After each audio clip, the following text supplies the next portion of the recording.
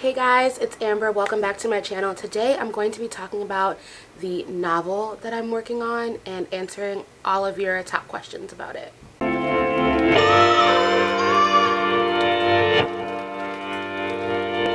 So if you are newer here or if you don't follow me on Instagram, this is probably news to you, but I'm writing a novel. Writing is something that I've been doing since I was literally a little kid.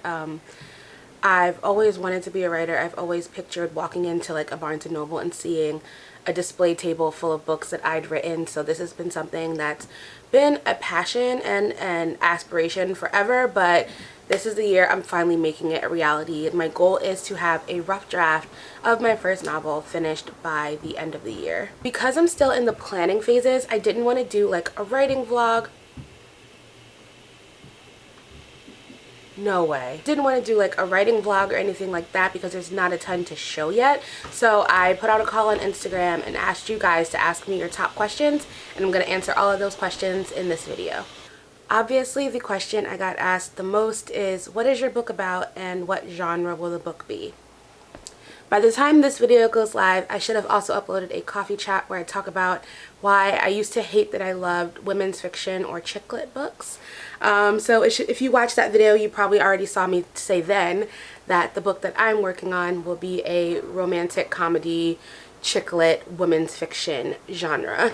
I don't want to say too much about the plot or the premise of the book, but this is what I can tell you. So the book follows our main character, whose name I'm not going to say yet, and she goes through at the very start of the book 2 major life changes that really shake her and cause her to experience some anxiety, cause her to question her true identity, who she is, what her life is based all about, and she basically has to go on a journey of taking control of her mental health and reconfiguring her life so that she knows that she's more than just the things that she does or the roles that she plays. She goes on a super interesting journey. She has a lot of mindset shifts. She has a lot of perspective shifts. And yeah, she really goes through it. So I'm in love with this story. I can't wait to fully flesh it out and really hone in on the messages I want to share. And it's been in my head forever. I've had this character kind of pieced together in my head forever, and I'm just really excited to finally be bringing her to life. The second most asked question I got was about my main character. Like, what can I tell you about the main character? What is she like? What's her name? So on and so forth. So like I mentioned, I'm not going to reveal her name just yet, but the working title, my book right now doesn't have a title that I'm just like writing under. It's called Project R because the main character's name does start with an R. She is a twin. She is a fraternal twin, and her sister is older.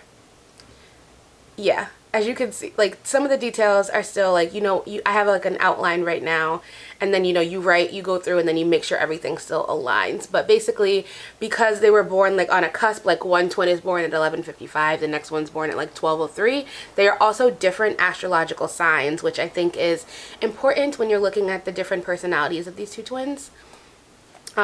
Only one twin is in this novel, but I do plan on eventually, hopefully, writing a story that talks about the life of the other twin. They live on separate continents in this book, I can say. I'm not going to reveal where her twin sister lives, but she is incredibly analytical. She's very logical. She is very rigid, almost to a fault, definitely to a fault. She has a boyfriend that she loves. She has a job that she is very dedicated to. She is, she's black. She is fat. She is in her late 20s, and she's kind of like a very well put together mess. And I can't wait for you guys to meet this character. So the next question I got a lot was, how did you figure out what you wanted to write about? And the answer to this, honestly, is I finally took the time to write the book that I've always wanted to read. There are a ton of great romance novels now, a ton of authors doing the genre really, really well, but there's just a specific kind of character that I haven't read yet that, you're starting to see kind of more in books, especially popular books, but I just feel like I have this character inside me that I need to get out. And I think as a writer, it's hard not to put pieces of you into your projects, into your characters, into your plots. But so there are a lot of things about my main character that are very similar to me, but then we are also very dissimilar in a lot of ways. So it's been very interesting to come up with this story, but it truly is the book that I wish like 10 years ago I had to read. The next question is, do you write straight through from beginning to end, or do you jump to different places when you write? So right now I'm in the outlining process. I will talk a little bit about that more when I answer a separate question, but in that I am always like a very linear person. I can't like jump around. In the beginning, when I was still like in the ideation phase, I would like get an idea for a line or a scene or a character name or a plot twist and like jot that down. But now that I'm putting the pieces of the puzzle together, I need to do that in order. So I'm going chapter by chapter, scene by scene in my outline pretty chronologically. And I'm sure when I'm editing, there'll be times where I have to work a little bit scattered, but we're not there yet. I got asked by a few of you if I had any recommendations for books on novel writing or any other like resources on novel writing that have helped me. These are all of the books on novel writing that I have currently in my home. As of right now, I've only read from start to finish Save the Cat Writes a Novel by Jessica Brody. As you can see, it's tabbed up. I have like notes and highlighter all over it.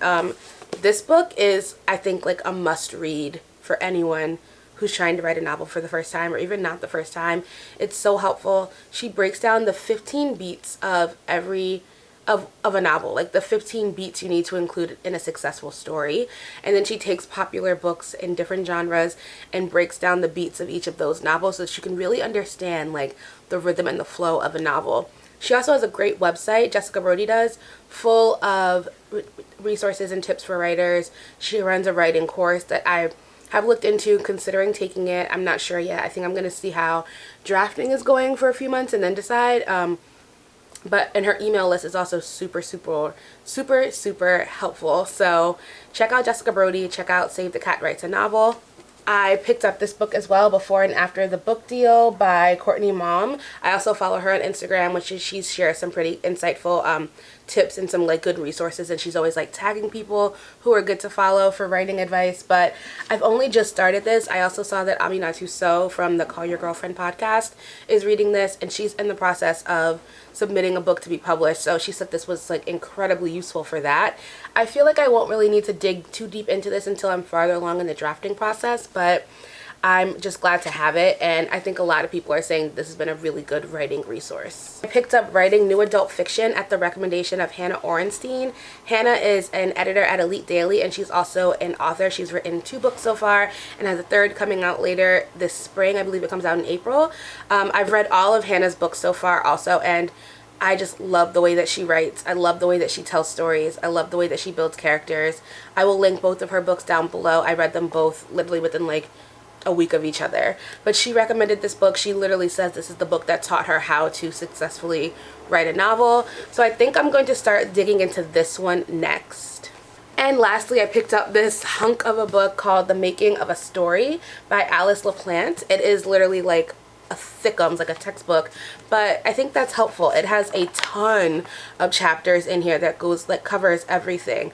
Who's telling the story, how to make a reliable narrator, the gift of not knowing, how to make a shapely story, show don't tell, like everything that you could need to know. I feel like you can kind of read it like an encyclopedia. So I've only been really skimming and like taking notes on some things so far, but I feel like this is the kind of book where you just kind of reach for and go to the section that you need and work your way through from there. Those have been the books that I've been using that have kind of been helping to guide me along my outlining and planning and writing journey so far.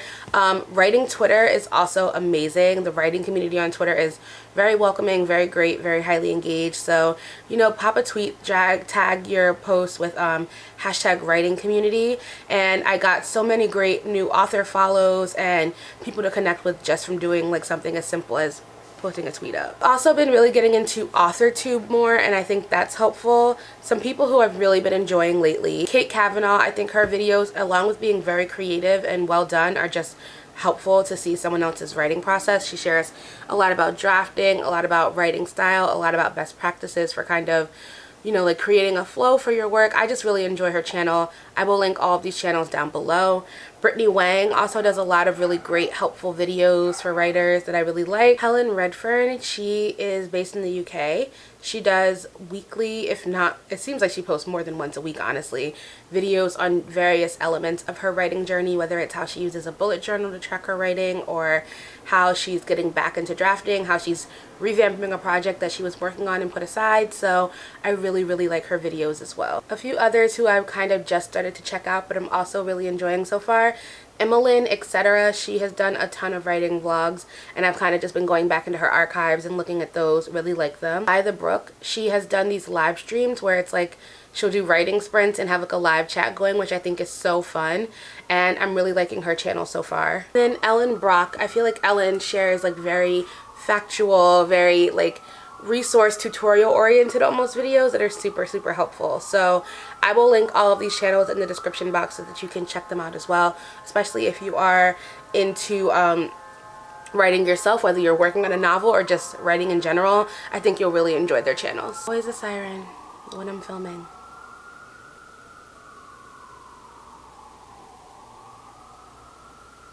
Someone asked, what is your planning outlining process? So I took the beats that Jessica Brody talks about in Save the Cat Writes a Novel. There are 15 of them. And I basically, actually, let's rewind. When I first really nailed down what the plot of my book was going to be, I didn't know how the book was going to end. So the first thing that I did was just start dumping ideas for different scenes that I had onto a blank Word document, like things I want to happen. So if you were doing that, that could be something like she goes on vacation, she loses a job, she gets a new job, she meets a man, she gets into an accident, like things like that. Any very vague scene ideas. And then the more I started to brainstorm those ideas, the more I could kind of eliminate and flesh things out. Once I had a better idea of the big things that were happening in the book and I worked out like how the book would end, I started to take the 15 beats from Save the Cat Writes a Novel. I put them in a spreadsheet, and then next to each beat I wrote like what scenes would fit into each beat. After that, what I'm in the process of doing now is taking all of those beats and scenes and plotting them into chapters. So I'm going through chapter by chapter to outline what I need to happen, who needs to be introduced, who we need to meet, where we need to go, etc, etc, etc. Someone asked how I name my characters. So my main character's name came from a baby naming website. I had been like brainstorming a bunch of different names and I hated a lot of them. And for a while she was just like, anytime I would be writing anything in my outline, I would just be like, and insert name here goes to, or insert name here and her twin sister insert name are on Skype. And it's like, okay, these girls need names. Her twin sister's name is not final, but it is, I feel like it's semi-final, but it could change still. I'm not totally married to her sister's name, but my main character's name is Set. The love interest in my book, I have no idea where I got this name from. I just woke up one day and decided this was his name, and I think I secretly hate it, but I also think I secretly am mad at him. So maybe that's why I gave him this terrible name. It's not a terrible name, but it is not a name I ever thought I would name a main character, and I wouldn't be shocked if I changed it when I got farther in the drafting process. Another question a few of you asked me was what software or programs I was using to track and keep all of my writing organized. So for the outlining process, I've been using a lot of Excel or spreadsheets. So a lot of them are just on Google Drive, and like my beat sheet is a spreadsheet that's on Google Sheets, just like in a folder. And when I first did those like initial brain dumps, I would kind of just put them in Google Docs because I wanted to be able to add to them even when I was like out and about. If I saw something or got like a spark for a scene, I wanted to be able to quickly add it to my pile. But recently, well, not even recently, I actually started trying out Scrivener last year when I first attempted to start drafting a novel, and I was using the trial. They have a great trial system where basically you get 30 days to use it, but if you're not using the program, it does not count those days against you. So if you download it in December, on December 1st, but you don't actually open it again and use it again until January, that next time you open it will be the next day that it counts against your trial. So that is really great for someone who's afraid that, you know, you download these programs, you have a trial, and then it goes before you can even really test it out. Scrivener does a really good job of giving you an adequate testing time. So Scrivener is super popular. If you just type Scrivener into YouTube search, you'll find a ton of how-to videos. It's been really helpful because you can make blank documents within a document for every single chapter without like weird formatting things. It has preset formatting things for how you would need to format a manuscript to submit for queries, how you would need to, you know, like format a cover sheet, things like that. And I just loved it. I don't have to think about those things. And personally, if I was just writing in Microsoft Word or Google or something where it would be like, oh, did this page break correctly, or should I put like a lot, like I would just be so distracted by the functionality of the word processor, I wouldn't be focused on writing the words. So Scrivener has been really helpful for that. I love that you can create mood boards in it. You can save photos, you can save websites, like you can literally make a master file for your project.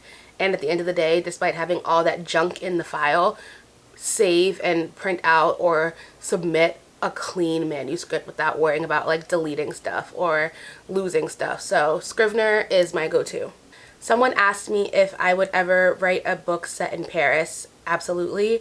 I have very loose plans to write a book after I finish this book that is set in Paris. Anything that gives me an excuse to go back to Paris for research, I will gladly take. And the last question, the last question that you guys sent in was, would I ever consider writing like essay collections or a non-fiction book? And never say never, but I think right now I am pretty focused on writing fiction. I think there are a lot of great essay collections and memoirs out there, and I don't even know where I would begin to formulate a collection like that yet. But I do have a lot of fiction ideas, so I feel like I should get those out and on paper first and then go back and focus on nonfiction later. Alright, well, I'm so glad that I finally put something here that talks pretty explicitly about Project R and my novel writing. If you have more questions, leave them in the comments. I will answer what I can. I am planning on doing either monthly or bi-weekly some kind of writing updates where I share the progress that I've made, what I'm focused on, hacks that I found. So if you have any recommendations or requests for videos specific to writing, let me know in the comments. I definitely want to take what you all want to see into consideration and really get these videos out, because my favorite part about documenting things like this is that it does hold me accountable, and I have been going back and forth on this goal for so long, but this is going to be the year, knock on everything, that we end the year with a draft. Alright guys, thank you so much for watching this video. I hope I covered a lot of your questions. Like I said, leave any other questions in the comments.